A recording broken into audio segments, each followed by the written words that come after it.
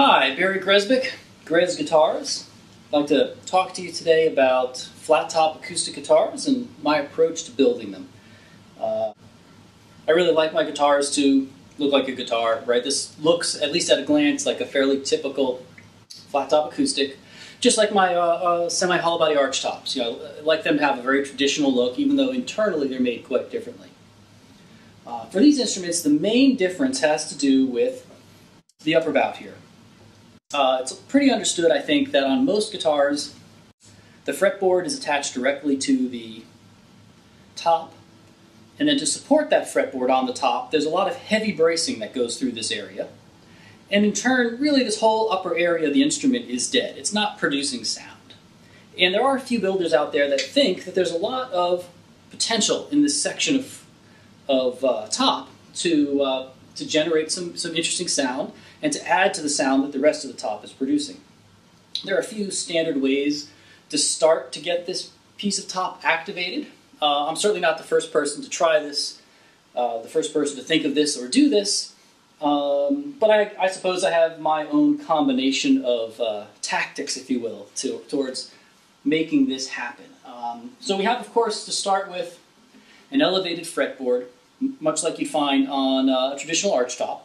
So the fretboard itself isn't touching the top. That's sort of step one. Step two is that now that the fretboard is not touching the top, we can get rid of this very heavy brace through the middle here to allow the top to start to vibrate in this section a little bit more. Once we've freed up this section of top, we'd have to re-brace it. We can't just leave it unbraced. Just like most of you are probably familiar with the traditional bracing that goes through this part of the top, we have to similarly brace and add new braces to this area in a configuration that we've come up with on our own that we think sounds quite good.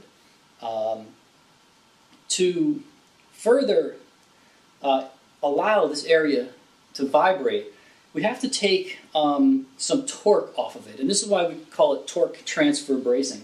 You can imagine that the pull of the strings is trying to pull the neck forward, which is trying to twist this section of the body like so, which is putting torque on the top here.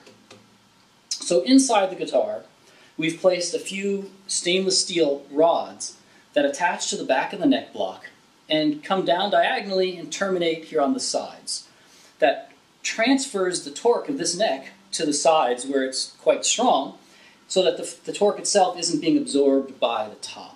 So that takes a lot of stress off this section of the top, again allowing it to vibrate more freely.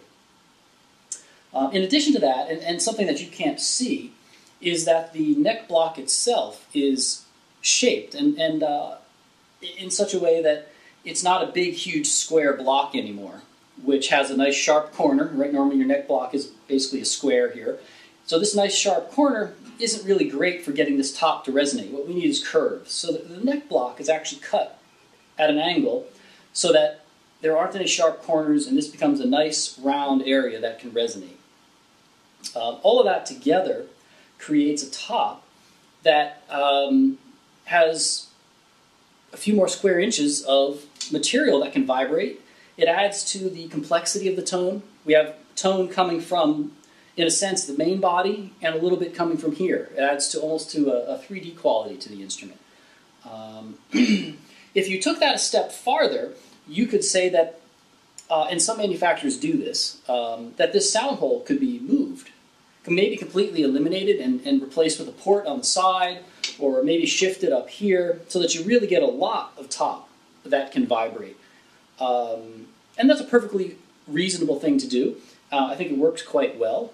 But in my case, I think you no longer have a guitar that looks like a traditional guitar. And we all have to sort of set boundaries about what we want to own or we want to make.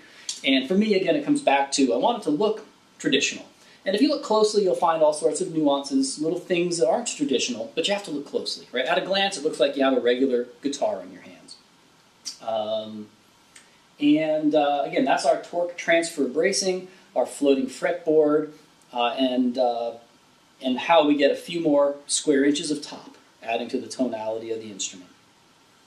Thanks for watching.